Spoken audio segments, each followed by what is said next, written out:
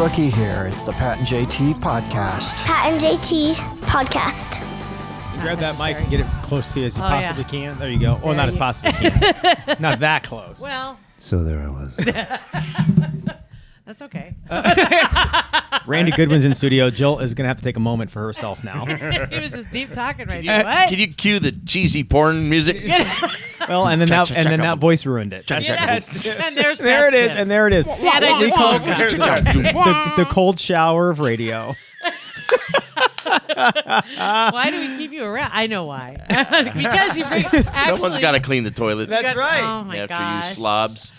No, we need to first welcome, and that was kind of a rude welcome, honestly, but Randy Goodwin's in the studio with us. Hello. Hello. Yes. And there's Omaha connections, there's movie connections, there's all kinds of things we need to talk about. I don't know where we should start. What do you think, Pat? Where should we start? Either one of my Pats. We'll go to that, Pat, because he knows everything about movies and everything about what's going on. And that could kind of introduce how I first met Randy J. Goodwin. That'd be awesome. Okay, so we were all at the old Sweet 98 back in the day, right? Back in the day. And I was upstairs, and somebody said, hey, there's a guy, some Hollywood guys here, an actor is down on Talking to the Morning Show. And I'm like, oh, really? And I had done a lot of movie stuff with the station and all that. So I thought, I gotta go down and see who this guy is. So I go down, and he was in the studio, and they said, yeah, he's in the Natalie Cole story, the movie about Natalie Cole, and he plays her husband. I'm like, oh, that's cool. So anyway, Randy. Oh, that's cool. Whatever. And so. Hello, humility. Again, the cold shower of interviews right there too. Listen, I'm just listening for a second. I'm like, okay, where's he going with this? it's not, dude, where's my car? But it's close, you know. So when Randy got off the air, I introduced myself, and it turns out he and I went to the same high school. What? He's a lot younger than me, though. Yeah, we both went to Creighton Prep. Yes. Yeah, and so we're talking, and one of the reasons I really wanted to meet Randy, I mean, because I love to, first of all, meet people in the industry, Right. is I had written a script, horror film, and I wanted to give it to him. And I had written this horror script named The Call, and I had written the lead character to bleed. Let me preface real quick. Yeah. At this time, there had not been a script with what you wrote Chris the lead to be. Correct. A woman. No, to be a black man. And humility knocks again. There There he is. there was never an African American lead in a horror film. The black really? dude, no, because the black guy always gets killed off. You know, the unknown actor. Yeah. In fact, Well, I it's think almost famous. I mean, it's like stereotypical. infamy. It's like, oh, there's the unknown black kid. He's going to be dead in 8 minutes. Yeah. So I wrote the I wrote the lead. cheesy bombshell Exactly. or sleazy blonde. Exactly. You'd always Yep. that would trip. She can't run to save her life. But interesting enough, the girl who trips and doesn't die, but then the black dude who's probably the fastest ends up getting Yeah, killed. he gets killed. Makes The no quickest. sense. No sense. And I think in the movie Scream 2, Kevin Hart parodies it. He's in the audience, and he's like, oh, no, I got to get out of here because the black dude, wasn't that the Scream 2? I think you're right. Yeah. So anyway, I wrote this thing. I said, here, read this and see if you like it. So he read it, and he liked it, and he said, someday, years later, I'd love to work on this thing somehow or somehow help get it made. And lo and behold, we'll talk about that later. But right now, Randy J. Goodwin. So, Randy, I'm going to have you take it from there and kind of talk about your career and how you got started. So let's start with the high school, Creighton Prep. How would we have picked you out of the crowd in high school in Creighton Prep? What were you doing? Well, I was only one of 11 black kids. Oh, at okay. Creighton Well, Prep, it wasn't so right that was there, an easy but- pick out. pretty good chance to pick you out. That's an easy pick out right there. Yeah. And one of the kids was rerun from What's Happening, so you know he's not like him at all. Hey, Dwayne! Hey, Dwayne! If you look at our high school, the football team photo, you'll just scan through. You see everybody with their helmets, and then you see me with an afro. Really?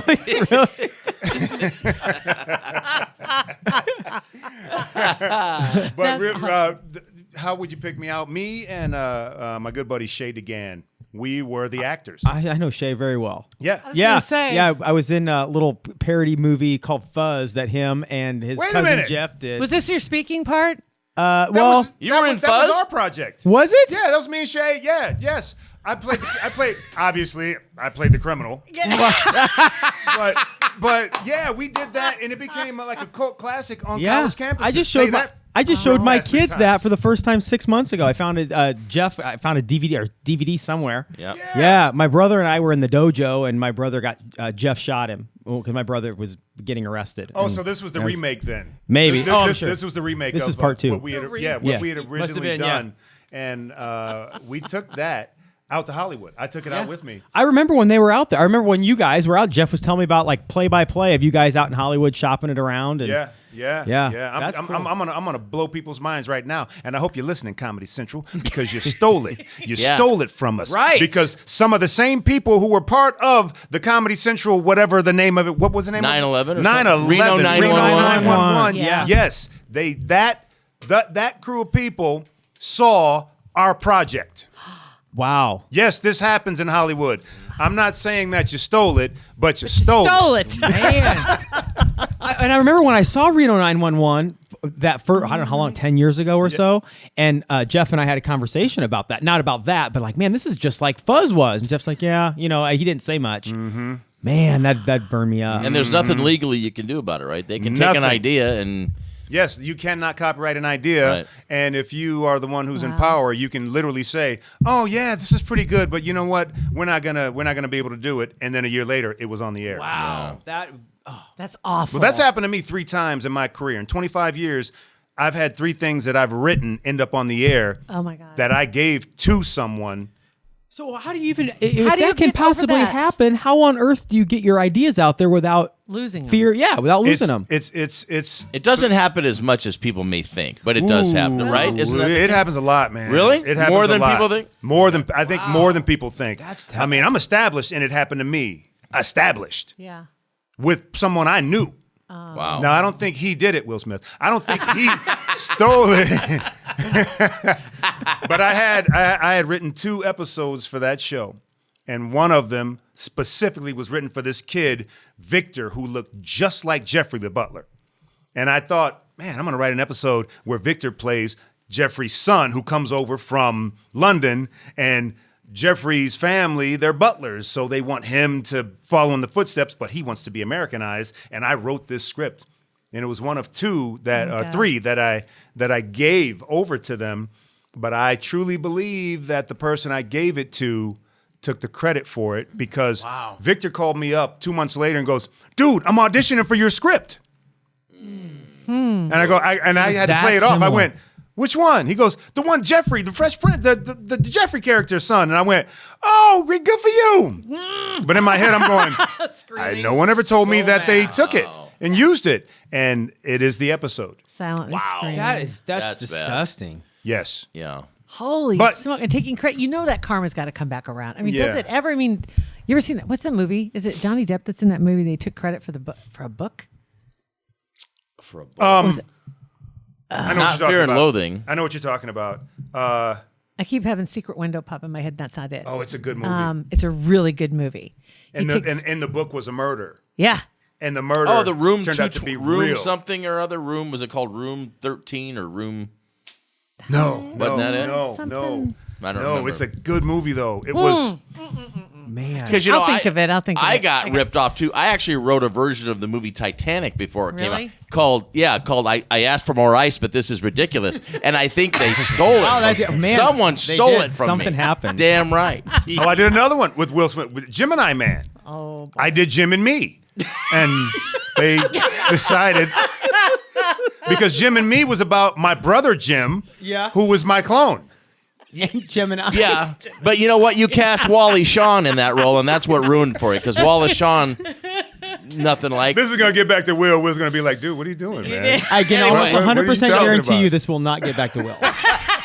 Oh, it will. 11 people. we will share the hell out of this. I want to. So like really, that's how discouraging is that to be able to share your ideas and have even ideas written down in scripts for God's sakes. Yeah. And keep them close to your vest. Yeah.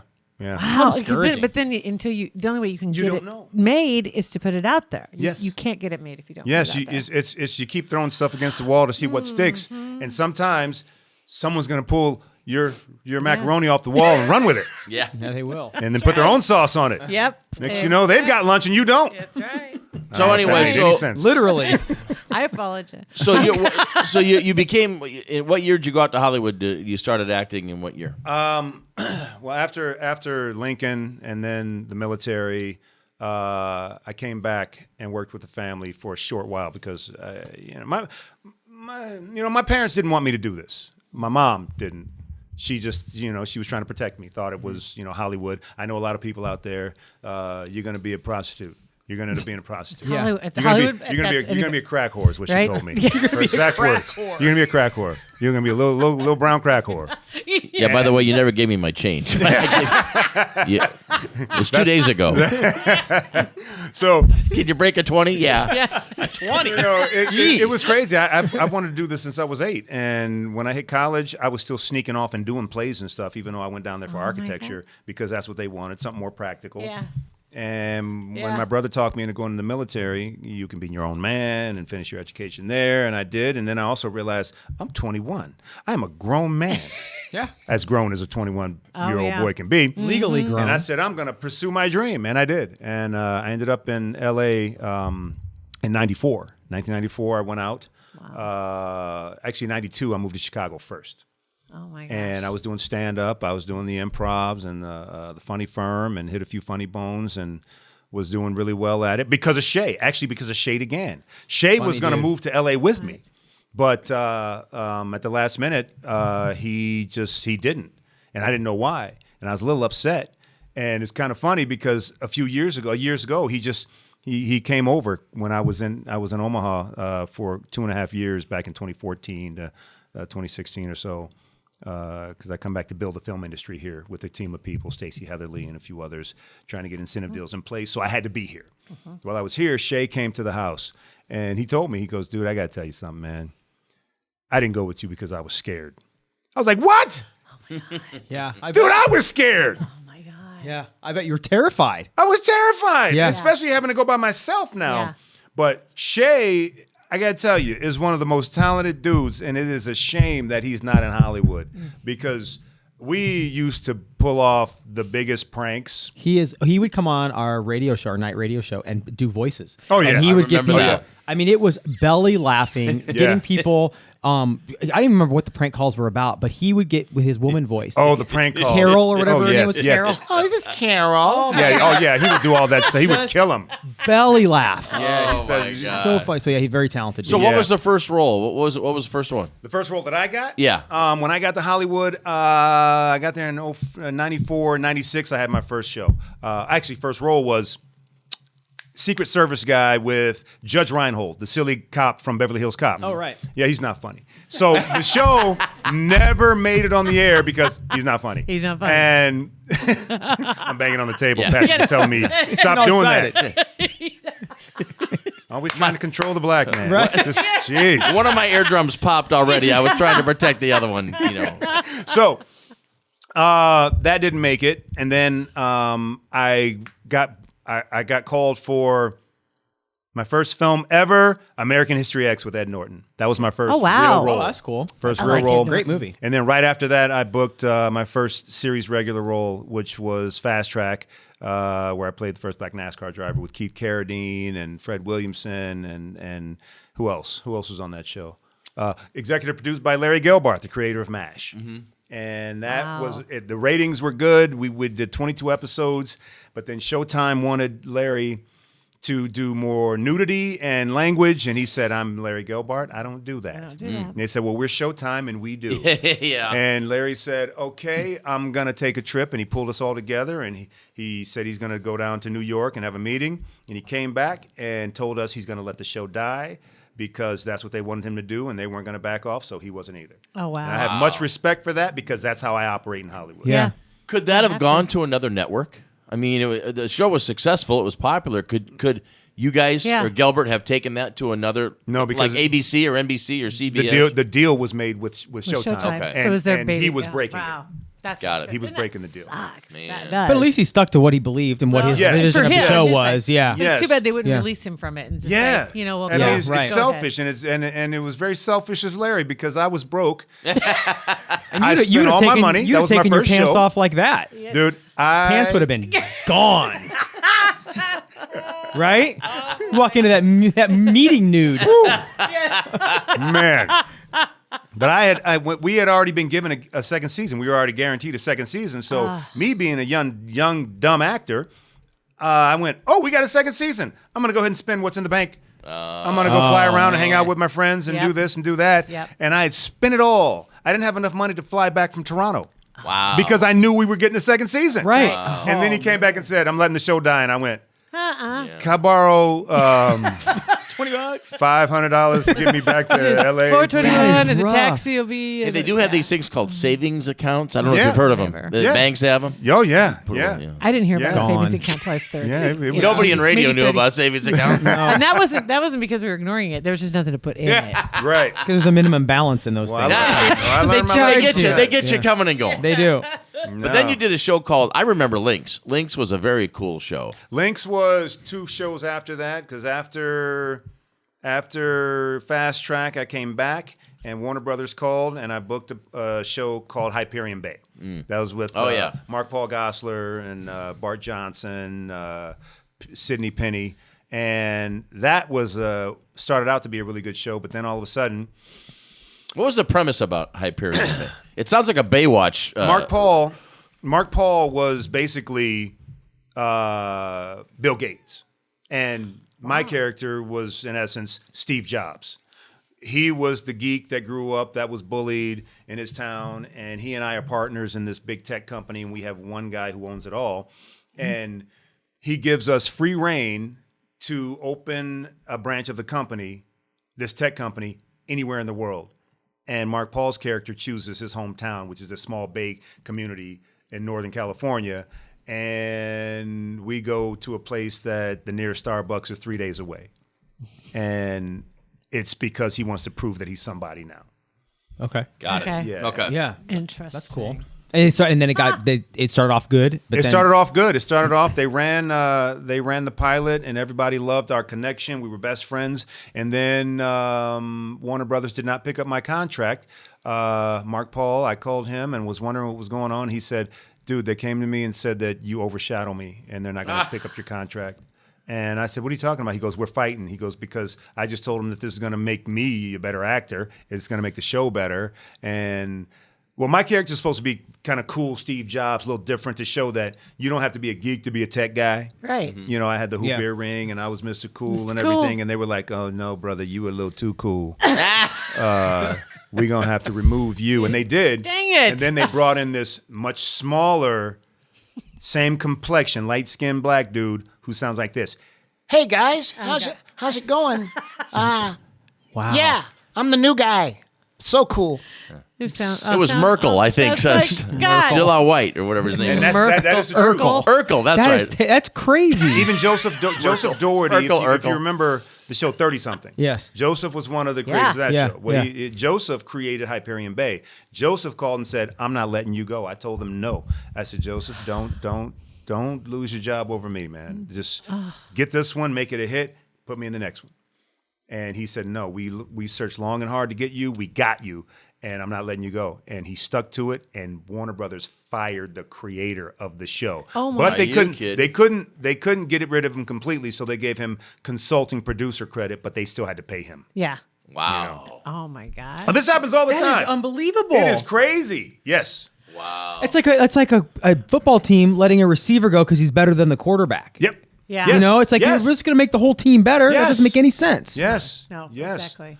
Yeah. Wow. Yeah. Well, right after that, then actually just before that, Lynx had called first because Lynx's first season happened during the same first season as Hyperion Bay. And tell these guys the synopsis of Lynx because it was a cool it was a very Lynx, cool show. you remember Tim Reed? WKRP. Yes. WKRP, Yes. Yeah. Venus Flytrap. Absolutely. He created a lot of stuff over the years, and he did a show called Frank's Place a while ago. And He owned a bar in that, didn't yes. he? Yeah. And Yeah. this was kind of a spinoff of Frank's Place, but it was a political kind of a satire of a comedy, and starring Stephen Williams, who was the police chief from 21 Jump Street Got and, it. and X-Files and all that. Okay. So he is Link. Link owns this bar called Lynx in D.C. Pam Grier is a lobbyist, and Easy, Pat. everyone in Pam Grier. When I was brought in on this show, well, okay, first season I declined the show. They called, and I declined it because it's shot in Virginia at Tim Reed Studios. And I had just come back from Canada shooting Fast Track, and I said, I don't want to shoot outside of the States anymore because I don't want to get stuck without any money. Ever again. Lesson learned. So I wanted to shoot in L.A., and that's where in Hyperion Bay happened. And then they started the first season of Lynx, which I wasn't a part of. Hyperion Bay fell through for me. Then it got canceled. And then the second season, Lynx got picked up for a second season, and they were shooting it at Paramount. I get a phone call saying, we're moving to L.A. Would you like to be a part of Lynx now? And I was like, yeah. Yeah, I would. So then I went in, and I met Pam Grier, and Tim Reed had me in, and the execs from Showtime, and Susan Fales-Hill, who was also the co-creator and executive producer, and really great person. I loved her to death. You had me at met Pam Grier, but I know. I was waiting. It's like I didn't hear Want any you to know. noises. I was Yeah. like, I didn't. That's why you heard His nothing. eyes He rolled couldn't back in his talk. head. Yeah. well, and he mentions Pam Grier. So one day at Sweet 98, he came to town, and Lucas, you remember Lucas? Yeah. We used to work with Lucas. He was the nighttime jock. So Randy came in, and he started talking about Pam Grier, and I'm like, oh, man. I mean, she's literally like one of my all-time favorite actresses. When I was 14, I would sneak into R-rated films like The Big Dollhouse and all these movies where she was naked. And so it's a vivid memory. So he goes, well, here, let's get her on the phone. I'm like, what? And so he calls Pam Grier, and we're talking to Pam Grier on the air, and she's just as sweet as sweet can be. And of course, so I had to admit, I said, well, Pam, because, she was extremely well endowed. I mean, Yeah. and I said, Pam, I have to admit, I was a 14-year-old kid, and I snuck in to see The Big Dollhouse, and I have to tell you that yours was probably the first pair of breasts I saw on screen. And she goes, oh, honey, you do not want to see those now. They are dragging to the floor. I'm Oh my God! and I think I still would want to You see them. would. Yeah, Heck yeah, you absolutely. would. I'll Yeah, help her you pick them would. up. Yeah, you would. So anyway, there's my little Pam Grier sidetrack. my- So after that, so Patrick pulled his pants up. We made him leave the studio so we could finish the interview. Oh my God. The funny thing about Pam is like my second mom. She is, well, actually, there would be a fight between Pam Grier and Debbie Allen because both of them treat me like I'm their son. That's cool. Wow. Pam, we played love interests. Oh, How'd How that awkward work? is that with your second mom? Dude, Yeah, I can only imagine. Pam is hilarious and very, what is the word? sexual? She is naughty. Yeah. She's a naughty lady that you don't want to. I'm like, Pam, I'm the little guy. I'm the new guy on the show.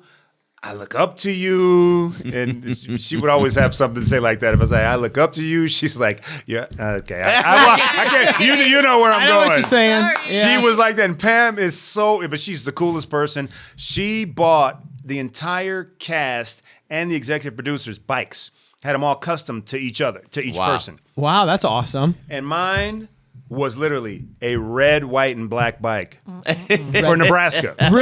Yes. Oh, that's cool. Yes. That's awesome. And I go, Pam, mine's the only one that's not a low rider and doesn't have all that stuff. She goes, baby, because I know you're actually going to ride your bike. Well, and if you're a Quentin Tarantino fan like I am, and literally my favorite film of his was a film called Jackie Brown that she starred in. Yeah, great With movie. now, sadly, the late Robert Forster. He just passed away. He played the Yeah. bail bonds guy. Max Cherry was Yes. in the movie, and that literally, I just watched it again. Like I've seen that movie a zillion times. It's fascinating. And he says the brilliant casting in that movie. He says casting Pam Grier and Robert Forster were probably the two best decisions of my life as far as casting films, because it also revitalized their careers by being in a Tarantino film, just like John Travolta's career with Pulp Fiction. Right. Yeah. I mean, Travolta was working at Popeyes before that Pulp Fiction came out. You know? Pretty much. And anyway, so we should probably start talking about, you've done all these roles, but then you always wanted to direct. No. Actually, never wanted to direct? I didn't always want to direct. Okay, cut the tape then. We're done. Oh, actually, it's not tape anymore. Yeah. Cut the hard drive. We'll edit it. But unplug it. No. The thing is as I always thought I would blow up as an actor. In my first 10 years, it was just show after show after show, and this movie Yeah. and that movie. And when it came to film, I would turn down a lot of roles because you have to compromise so much. So That's why you don't see me doing as much film in the beginning as I did TV shows. I can see why though, because you're always that close. Always. Why wouldn't you just keep? I mean, it's like it's right there, and then once again it gets taken away. But that close, and then Always. it just gets taken away. So why wouldn't you just keep going back to the same well? It's got to hit, Yeah. right? Yeah, for me, I mean- it's not about the money. It's not about the fame. In Hollywood, you definitely become more famous before you become rich. If I wanted money, I could have just stayed home and worked. My brothers who live here, they driving Maseratis, and I mean, no, I could have just stayed and worked for the family. Yeah. My family. But you didn't do it for the money. You did it because you want. I mean, I was built for it. God built me for this. This is what I'm supposed to do, and I knew it since when I was 8 years old. And Wow. like I said, when I was off in high school and college, not supposed to be doing this acting thing. Yeah. Like most kids would sneak out to parties, I'm sneaking and doing plays and musicals. And That's not, when you and know not you telling my parents. found what you want to do for found the rest it. of your life. Yeah, when you're doing Yeah. that. I mean, you're definitely afraid of your parents finding out you did a musical. Yeah, that never happened. I know, Yeah, right? instead of hiding weed in your bag, Yeah, you're hiding exactly. like scripts. What, are you smoking weed? No. Are you doing plays? And then mom's crying, dad's holding her. Why couldn't he just smoke weed? Why couldn't he be on the dope? Like all the other boys. Like all the other boys. God. This weed, no, go get somebody pregnant. Go knock someone stay up. away from the theater. How can I the talk to my theater. friends about this? I know, right? God. Oh my God. So, I'm in Lincoln and I pledged Kappa Sigma, and we were doing we were sports guys, but we were also theater guys. That's I'm going out there and I'm dunking on somebody one day. The next day I'm like, hello, my name. But coming back from going to the military, I was sneaking off and doing stuff while I was in the military. And there was this colonel who we were really good friends. He really liked me. I got along well with the high brass in Colorado Springs, and I was doing stand-up one night. And the next day, I get to the base, and Colonel sees me, and he goes, "Hey, Goodwin, caught you last night." And I went, "Caught me what?" Right. He said, "I caught your show last." He goes, "You are really funny." And I was like, "Oh." Do you know he was there? You didn't know he was I there. had no idea. Oh, Oh man. I said, "Thank you." Yes. He said, "Okay, so I got a question for you. You wanna be a part of this man's military, or you want to follow your little dream, being a comedian, an actor?" Yeah. And I didn't answer him. He said, "You need to make up your mind." And I said, "There's no question, sir." He said, "Good." I said, "I want out." And he went, "Whoa, what?" I said, "Yeah, I want to follow my dream. If I have to make a choice." right. Mm-hmm. And after 3 years, they let me go. Wow. Wow. And I came back, and me and Shay, he was doing a gig in Ottumwa, Iowa, where Tom Arnold's from. This is how it really started. The stand-up really started for me. And he says, "Hey, you want to go to Ottumwa with me?" I go, "Sure." So we go there, and I'm sitting at a table just waiting, and the club owner comes over, who also owns the hotel, and he and Shay are talking. I'm kind of listening, but I'm just looking around, and the guy says, "So what are we going to do, Shay?" He goes, Why don't you feature then?" And the feature will headline. We got the headliner, and they're going back and forth. And he says, "We need an opener." And Shay goes, "Randy will do it." Now I'm vaguely hearing what he's saying, and I go, "Huh?" And the guy says, "Is he funny?" And Shay goes, "Heck yeah, he's funny." I go, "Who's funny?" What? Wait. He goes, "Do you think he'll do it?" "Yeah, he'll do it." I'll do what, man? And he goes, the guy says, "We want you to open the show." I go, No, I'm good. He goes, "You can have all the drinks you want for free." I go, "I don't drink." He says, "Well, I'll give you free room." I go, "I'm staying in Shay's." He said, "You'll make this." I said, "When do I start?" And he said, "You got 5 minutes." And Shay goes, "Come on." We go over to the side, and we just start going over stuff because we grew up together, so we've had a lot of funny moments. And he goes, "Man, remember that the bicycle, the stationary bike in your basement, the one that has all the dust all over it that your mom keeps saying she's going to use?" And we started, and I was like, okay. And Shay's giving me the words like bees, hard bees, and guz. Those words are the words that are funny words, and beef and balls, and and And you can picture Shade's face because Yeah, you know him. for sure. And I'm like, okay. And then it's time for me to get up there. And I walk up on stage and forgot all that. But I also said to myself, if I can pull this off, Hollywood's for me. Mm-hmm. And I stood there, and that one light was so bright, and I couldn't really see anyone in the audience, but I knew that everyone was white.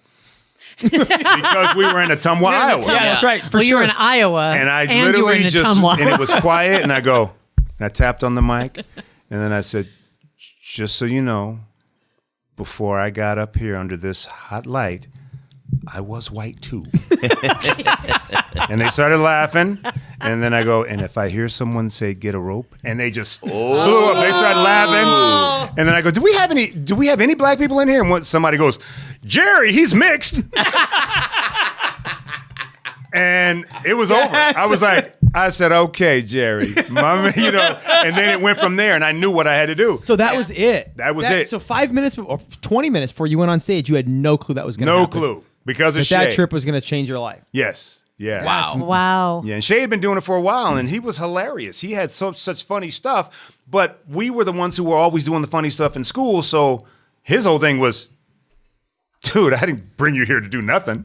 Yeah. Right, yeah. He kind of got Yeah. me really started on the path of the stand-up side of it.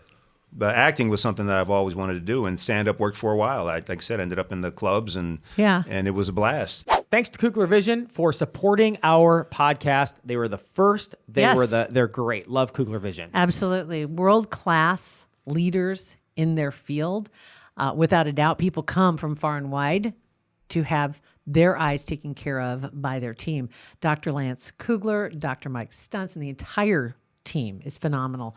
All you got to do is get online at kuglervision.com. That's where you make your appointment for your consultation. Have the consultation. They run you through the tests, and the tests are almost fun. I mean, seriously, because you're in like this spaceship environment, and you're just rolling through these different tests. And at the end, they can tell you exactly what's going on with your eyes, what you can expect, what they can do for you, and here are your options, and you can decide. And if you want, you may end up doing it the same day, as a matter of fact. So ditching the contacts, ditching the glasses. I know we've talked about the whole paying for glasses over the course of a lifetime. New prescriptions, same with contacts, getting stuff in your eyes when you have contacts and you have to find your glasses. Kuglervision.com. Fill out that consultation. You do it yourself. It's a scheduler right there. You pick the day, you pick the time. Tell them you heard it on the Pat and JT podcast. And then transitioning to directing. What made that transition? Every time I was on a TV show, it got to a point where the directors who were there, see, on a series, the actors are the stars. Directors are the guests. They come in and do a couple episodes here and there. Okay, and then sure. You come in and do a couple episodes, and you come in. So we get to know directors here and there, but I've worked with several on several different shows at that time, and there's this one, Mary, and she goes, Randy, what do you think about this scene? Because I like how you block. Because if we're blocking a scene, it doesn't feel right to me. I go, It's 1 second. if I cross behind JT and they go, oh yeah, because then we would only have to cross the cameras. We can do this. I go, yeah, So I start blocking shows that I'm on, and directors started asking for my input every show, and then it got to a point where I'm like, you know what? Let me sit in that director chair for a minute. let me show you what I can do, and it just began to grow from there. And the true directing bug came out of necessity, because when you're in Hollywood, especially as an actor of color, you have to be able to do more than one thing. You have to. So acting was doing great for me, but they kept wanting me to do soap operas, and they kept wanting me to play the pretty boy role. And I'm like, kind of like Brad Pitt was able to finally get out of the pretty boy role. That's what I was trying to do. And in order to do it, I had to create myself for myself. That makes sense. So I started writing and writing and writing. Well, it's got to be too easy for actors. They get pigeonholed.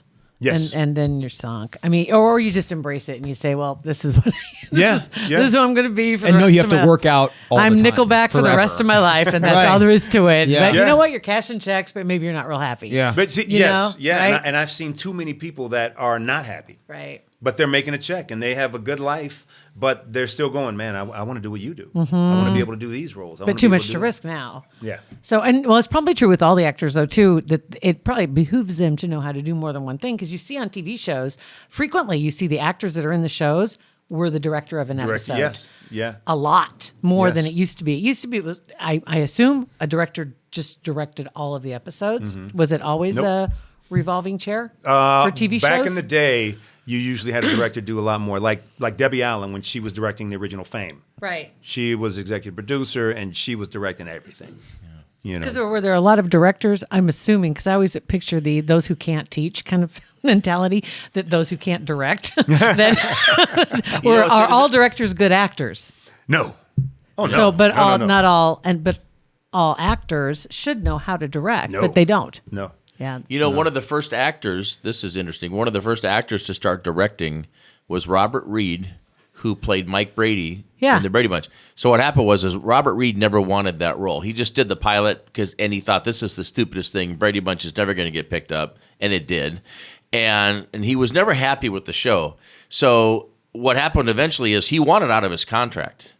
And the show was doing real well. Mm-hmm. And they said, well, what if we... And he always wanted to direct. And they said, what if we let you start directing? And that's what kept him on the show, is he became a director on the show and stayed as... They kept him happy. Kept him happy that way. And so he was one of the first actors to really direct. And he directed several episodes. Huh. And so then after that, I think that maybe the floodgates kind of opened, because now you do see a lot more actors directing episodes. And that was probably what, late 60s, early 70s? That was late 60s, early 70s, yeah. When that would have been. So anyway. Yeah. A little trivia Well, there. that's what you're here for, right? it up, man. That and cold showers. Yeah. Seriously. To talk about Pam Grier and her breasts. Right. Yeah. And Randy, you're in town because there's a screening of Let's talk your about new you. movie. Yes, let's talk about Yes, that. yes. Tell us about your movie. This is I'm a big fan of the faith-based movies, and they've made some kind of breakthrough into the business. And, a lot of people want to see more wholesome content. Unfortunately, most of the faith-based fare is kind of cheesy. Oh, gosh, yes, it is. And I hated having to hear, hey, man, you got to see this movie. Once you get past the acting, though. Right. The message. The story, yes, Yeah. the message and the story is so good. Once it's a little cheesy in the beginning, but by 7 minutes and 13 seconds, you kind of start going, hey, this is pretty good. Yeah. I hated to hear that. So I wanted to go a little grittier, but still keep it clean enough for my kids to go see. And then I started going, you know what? I think we need gritty. We need people to be able to see real life. And that came about from this woman named Paisley. She pulled me aside. I used to go to church with her years ago. She goes to a friend's church. And she said, Randy, love what you do. Love everything you're doing. But as you're directing and writing, when I was a prostitute, and I went, I'm sorry, what? Wow. Oh. When I was a prostitute. Mm-hmm. And I went, oh. She was like, oh, my son doesn't know who his father is. I was like, whoa, what? Man. And she says, yeah. She goes, oh, I've done some damnable things for money. She goes, but this is where we can be taken from and taken to. So when I'm helping young ladies off the pole or not to go there, when I'm helping young ladies out of human trafficking, when we have support groups and we want to get together and do things and go see a movie or something, she goes, I can't take them to see Fireproof. I can't take them to see Courageous. That's not our lives. We were in the gutter. That's the truth. That's That a is the very truth good point. because every one of them, they're very squeaky clean. Yes. Very squeaky clean. And I want to like them. Who's the actor in Fireproof? I can't. Kirk Cameron. Thank you. I had that last name, and I don't know what I was trying to make his first name something else. Mike I was Sievers. trying really hard. Yeah, Mike Sievers. There you go. Sievers. Mike Sievers. And he's done several films, and it is just like it's just really clean. It's cotton candy. Yeah. Well, or they're very heavy-handed, or they're very... Here's another thing and I've seen a ton of faith-based films, and I agree with Randy, they're either cheesy or they're so preachy. It's like, Okay, sometimes yeah, you'll have yeah. to let the audience think for themselves and not just say, see what I did here? I want you to get this... And too many of them are like that. It's like they're overly preachy. Yeah. But that's the problem. The overly preachy is noticeable because the acting's not that great. Yeah. Because the story has to be guided by that. When you have good acting, Yeah. you don't really look at it that way. You are just engaged in the story. And if someone is trying to tell you a specific message about the Bible or a character or something to do with God, if they're bringing it to you the right way, you're engaged. You're like, oh man, I never really thought about it like that. That's pretty Exactly. interesting. Yeah, but if it's that's a like good this, point. hey guys, God. What am I talking about? God. Right. That's the difference. Exactly. You know, Yeah. so No, this I one agree. is a little different. Boxer kills a guy in the ring. That's a true story that I've always wanted to do anyway, because of Boom Boom Mancini. If you remember that boxer, he killed Dooku Kim in the ring, and he never recovered in life or in the ring. It'd be a hard thing to. I mean, seriously, and every boxer faces that. You know, It just happened this week, by the way. A I was boxer gonna say- Yeah, I saw Patrick that. Day What? was in That's the it. ring. That Just was happened. it. Patrick Day was killed in the ring. There's been a few of them in the last 6 months. Yeah. That have died either right in the arena, in the ring, or Or shortly right thereafter. So yeah, can you imagine living with that? So Yeah. this film I think really about rings that true. too. I love NASCAR. And so when you mentioned the NASCAR thing, I remember that. But I think about that too, because I remember like when Dale Sr. died and Schrader went through, Kenny Schrader was the one that was that hit him. Right. And they were buddies, you know, and to think, wow, but every one of those guys that's out there, they always go through that. You know, there's that possibility you're going to wreck or hurt somebody and they're your friends. Yeah. But you're doing your thing. So I'm going to have to bow out right now, guys, and Yes. head to a meeting. So Randy, tell them about the job, and I'll see you at the screening Saturday night. Awesome, buddy. Thank you, man. Excellent. Thank Thanks, you, Pat. Pat. So Appreciate it. the job, which I hope you guys can make it. Absolutely. Because you just said something, I can't really talk about it because you got to watch the film. Okay. something, and when you see it, you're gonna go, oh my God! I I gave the film away. without even knowing it. But Been dead the whole time. That's what you. Oh, I'm sorry, I gave it away. I killed Bruce Willis in the ring. In the ring, wow. With a NASCAR. Yeah. with a NASCAR. Oh my God.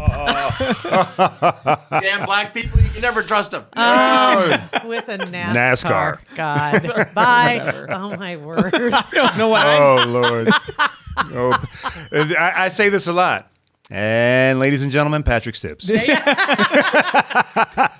said that for years. Every time he says something, I go, Oh my God. ladies and gentlemen, There it is. Patrick Stips. There it is. That's Yeah, exactly. so- Yep. All right. So the movie, just getting ready to open up. And by the way, tickets are at a premium. No. This screening is a private screening, special screening for people here in Omaha, Nebraska only. We just came from big ones in Los Angeles, Hollywood, Burbank. But the movie will not be released until 2020. Oh, Very So nice. this is a Like special advanced screening for my screening. Nebraska, Advanced for my screenings. Omaha That's people. cool. But when I say tickets that are premium, is that they're not easy to come by. Definitely not easy to come by. Right. Definitely not easy to come by. As a matter of fact, there is a wait list. So people are going to be showing up they've already said they're going to show up to the theater in hopes that some people don't show. That's amazing. That and is. Tell you what, this, and as we speak, this podcast is dropping on Friday the 18th Yep. of October. And I'll check on our Facebook page in particular, because we're going to have some tickets to give away. And we'll have the postings up there, and we'll make sure that you get put on the VIP list if you're chosen as the winners to get a pair of Yes. tickets. So you will be on that list, and you'll be able to see this film. This is super exciting. Where's the film going to be screened to, by the way? It's going to be at Westwood 8 Cinemas on 125th nice. Center. Very nice. I chose this theater because it's nostalgic. Used to go there as a teenager. Oh my God. Yes. Also wanted to go to Dundee first because that's also another one we all used to go to young. Yeah. But, they weren't showing me any love. Oh, really? Well, you know what? Screw them. I went with who, and I didn't Yeah. tell them this before, but I said whoever I end up screening with because they're showing love to a hometown boy who came back, that's who I'm going to have every premiere with all of the films that I do in Omaha. They're going to be from that theater. That's awesome. And that theater is very nostalgic. That's why I went Love as a it. kid. I Yeah. love that theater. Yeah. Good popcorn. Yeah. Oh, delicious popcorn. You can smell it on the street. I agree with that 100%. Seriously. Yes. That's really cool, though. That'll be that. Now, let me ask this, because there's are you part of the club then of the Omaha-based LA Hollywood elites that we've got, right? We've I got guess. the Alexander People Paynes keep and telling me I'm on that list. you're on that list. But, So after you you know. all met, do you guys have a monthly, kind of like a get together? No. We have this thing in LA called the Nebraska Coast Connection, and I stopped going because too many people were going that weren't from Nebraska. I didn't understand that. Well, and the guy who runs it, Todd, he says, well, everyone's welcome. I go, then it shouldn't be called the Nebraska Coast Connection, NCC. It should be called the Everybody Connection. Right. Right. Drop the name of it then. Yeah, I sat at one years ago. We were at CBS, There are about 60 people. You go around, you introduce yourself, where you're from, how you heard about the place. And out of those 60, 40 people would say stuff like this. My name's Gary, and I drove through Nebraska. Oh, gosh. Once. Once, one time. Yeah, I mean, it was crazy. It was, hey, how you doing? I have relatives there. I've never been there, but I have relatives in Nebraska. That's Like, their why does it connection. count? That's their And I connection. go- See, and I was kidding. I didn't think that was really a thing. Because I'm thinking, yeah. like, in my mind, I was like, if you go to Husker games, there's always those Huskers, the Californians for Nebraska, and No. this and that, and they have their No. groups. No. They, It got around to me, and I stood up. good. I stood up and I said, my name is Randy J. Goodwin. I am born in Omaha, Nebraska, raised in Omaha, Nebraska. I went to Wakanda Elementary, Nathan Hale Junior High, Northwest, and Creighton Prep, the University of Nebraska at Lincoln. I am born red. Everybody, and only half the people knew what that meant. And then, right, I know, right? I don't know what that means. And I said, and I am offended Yes. Really? that there are so many people here that really have nothing to do with Nebraska. Yeah, And right. I didn't go back to NCC for 15 years. Oh, my gosh. Jeez. So being out there, I always have people from Nebraska call and say, hey, my daughter's coming out. She graduated. Can you I show bet. her around? Can you introduce her to people? Can you watch over her? Hey, my neighbor's son, or hey, So, and I do. Anybody from Nebraska who comes, I meet with them. We have coffee, we have dinner, lunch, whatever. That's And I awesome. try to help them. That's try to really help them out. cool. If they want to pursue this business, it's not easy. And a big part of it is who you know. Isn't that the truth? And networking is so important. Yeah, so I just try to I try to help these people, and it just got to a point where I wanted to come back here, be honest with you, and start giving people hope here, Right. because I didn't have that. I do these acting writing seminars called Navigating Hollywood with Integrity, and then another one called What I Wish I Knew. That's And awesome. the whole point is I wish I knew me, meaning I wish I knew who I was more, but I also wish I knew somebody like me who's saying the same things to these kids today that could have said it to me, because I had no one. Mm-hmm. I just spoke at Elkhorn South today and then Elkhorn High yesterday, and I got a couple more things coming up. And I love talking to these teenagers. That's great. So are you trying to establish, or have you already established some kind of a program, so to speak, here in Omaha? That's Well- going to be Omaha based, or is that what you're hoping to do? I started doing that back in 2004. Okay. That's when I really started doing the Navigating Hollywood with Integrity thing. And then people jumped on it and said, hey, you should start charging people. And hey, we should do this online. And then people wanted to make money from it. Right. It wasn't about money for me. I want to help keep people in Nebraska. Did you know from the Johnny Carson Conservatory in Lincoln, 7 out of 9 graduates leave? That's interesting you said. How many of those do you think ever come back? All of them. See, I think that there's this wanderlust that's in Nebraska. I moved away. I went to Arizona, right? And Pat moved away. It's like, but you come back. There's a boomerang effect. You eventually, it's like, okay, this was all fun, but I'm going back over here now. Yeah. But to have something to come back to, or have a reason for them to stay here in the first place. That's my point. Yeah. I told the kids that yesterday and today, and I said, look, there was about 70 yesterday, and I said, look, how many of you guys want to get out of here? Every hand went up, and I go, you'll be back. You'll be back when you start getting a little knowledge in your head and a little life under your belt, and you'll realize that the Midwest is the place to raise your kids and to be married and to have a good life. And everybody that I know, I'd say most, about 90%, have returned. That's about right. Isn't that yeah, crazy? That's about right. No matter Yeah. what they go for, and no matter Yeah. how long they go, Eventually. they eventually come back. Eventually they do. That's Yeah. true.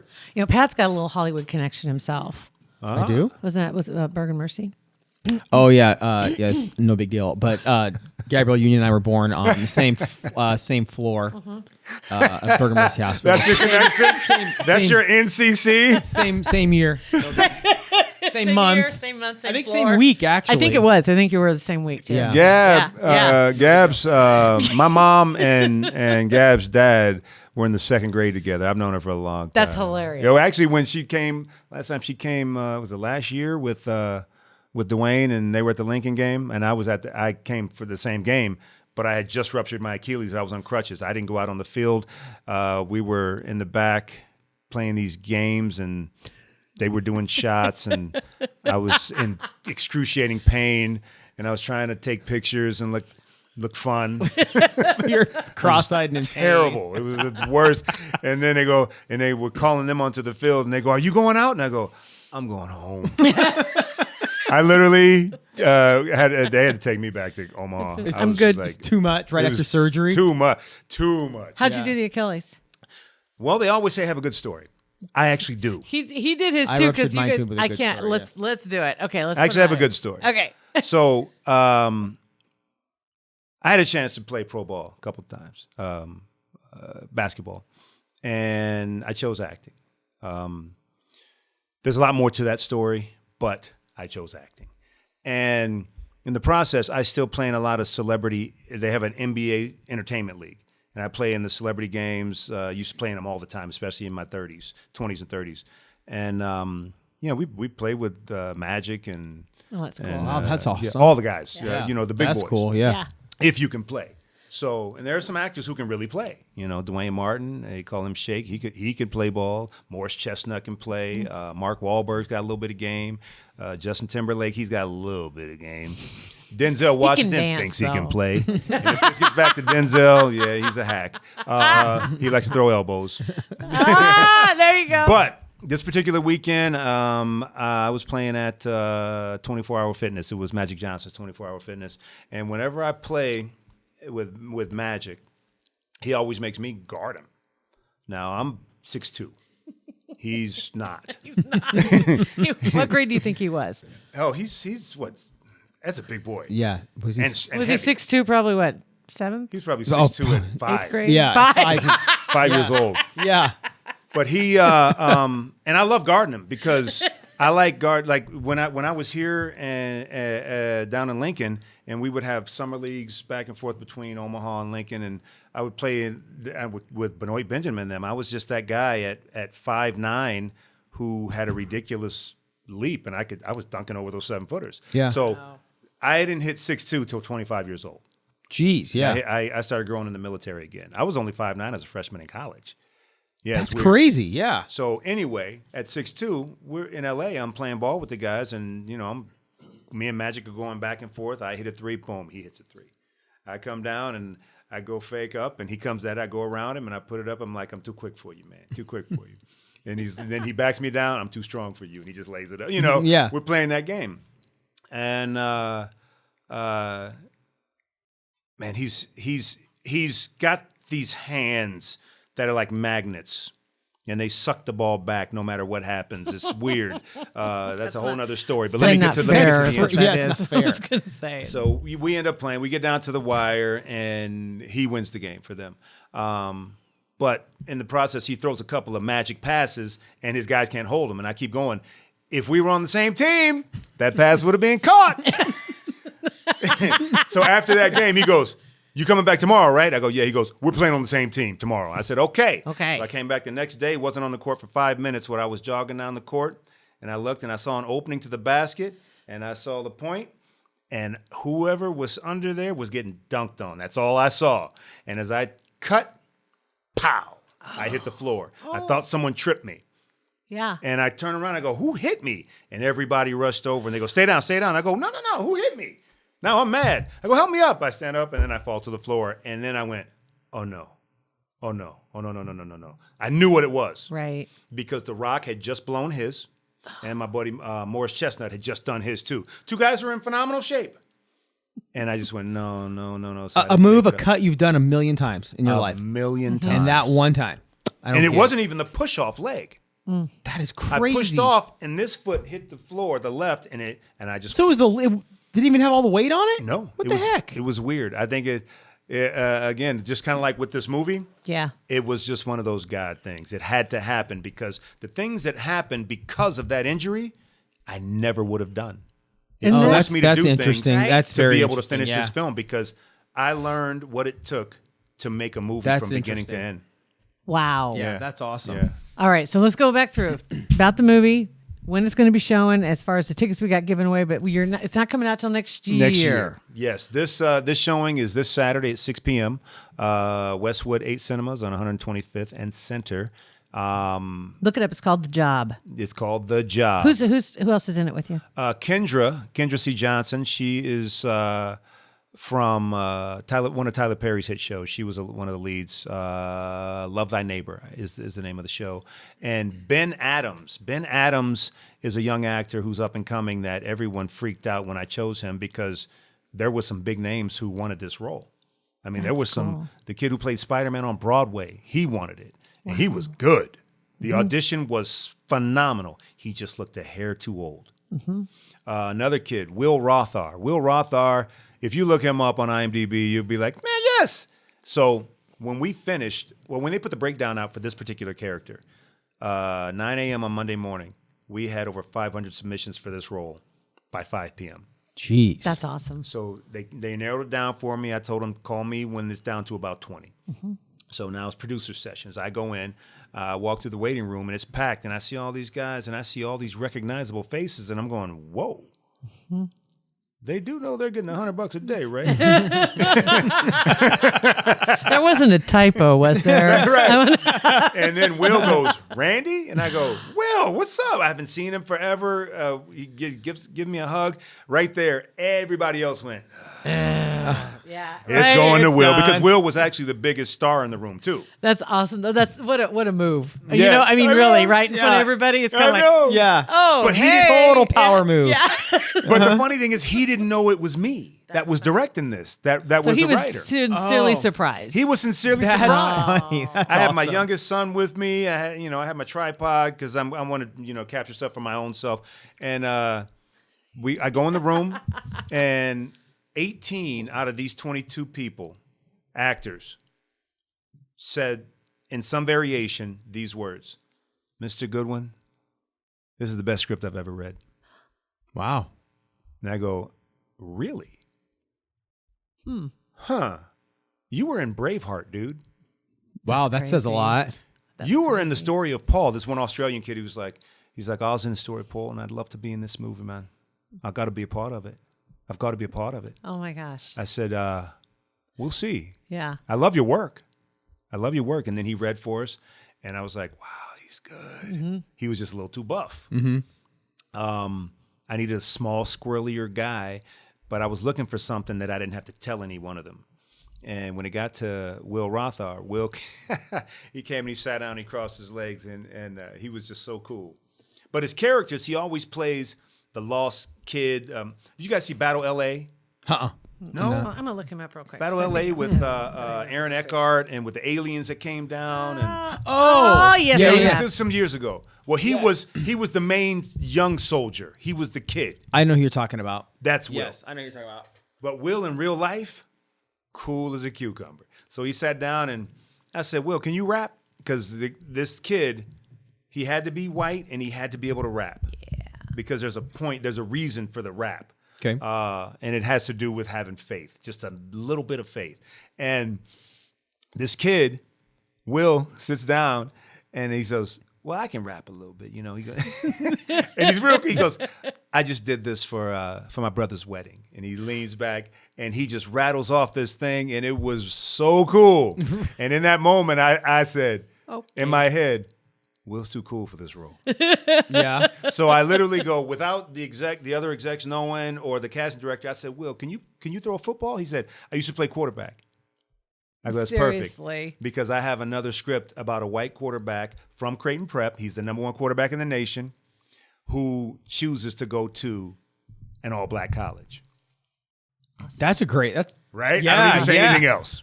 But it's about the relationship. Right. Yeah. But when I told him, I said, afterwards, without everyone around, I said, I want you to do this football movie. And he goes, bet. I'm down. I said, okay. So then we're back in the room. And we finish up with the last person. And the casting director turns to me and says, so should I call Will's manager? I said, no, call Ben's. And they all look at each other. They go, who's Ben? And I go, Ben was the third guy from the last. So they're looking through the headshots and they go, this kid? I go, yeah. He goes, he's got no resume. He's got no name. Yeah. I said, let me be perfectly clear. This movie does not need a name. I go, the only name that it needs is that one. And I pointed up. Yeah. And they go, oh. I mean, they can't argue with that. I know. And I said, no, seriously, this is a serious God project for me. Yeah. I go, it's not about me. It's not about them. I'm going with who is the best man for the job. Good for you. And when I called Good him for and let you. him know, he went, "What? Yeah. I thought you were going to pick that Will guy." Right?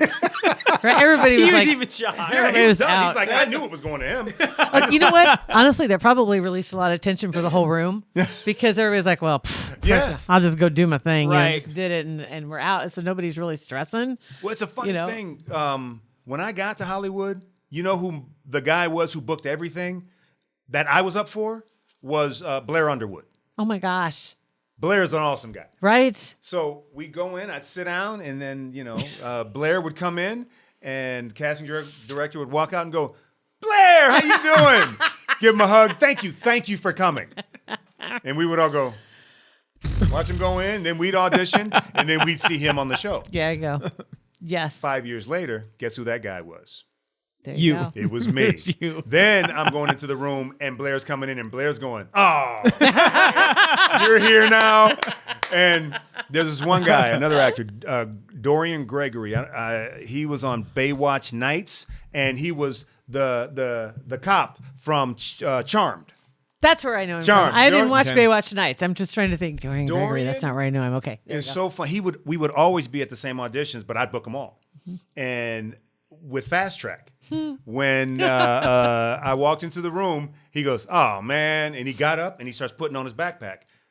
And he says to all the other guys, he goes, "Y'all can go home." And one cocky guy goes, "Why? You think you gonna get it?" And he goes, "Nope, he is." And he gave me a hug, and he walked out. He literally walked out. He did not audition. Really? That's funny. And of course, No, I he got is. called for it. So that's a funny thing. I love that. I love it. Yeah. It's fun. You do have some really good Yeah. friends in the business. A lot of people are. For all the downside, you do have some good friends. Yes. Right? Yeah. I mean, yes. you'd have good experience, but there's also the vultures that are out there, and Yeah. you have to navigate all that. Thank you for coming and being on our podcast. No, absolutely. Yeah, Randy Thank was you for awesome. having me. It was awesome. This I've is seen great. you guys after all these years. This is awesome. I can't believe because we were trying to figure that out, and we figured it was like 2002. Yeah, 3, 2, 4, Three? maybe. Four. 2004. Yeah. Four. Yeah. I was Yeah. doing Abby in 2004. That was with Sidney Poitier's daughter. Yeah. Awesome. Yeah, that's right. Yeah, look it up online, guys. You'll know the minute it's like all the parts you'll see because you've been in several different TV shows, Yes. you've been in other movies. So Randy J. Goodwin's show, the movie again is called The Job. Good job. Be watching for it next year and on Facebook today. Yep. As we speak on Friday, the the 18th, 18th of October. October. Yes. Randy, thanks. Appreciate Thank you. Pat and JT Podcast. A Parkville Media Production.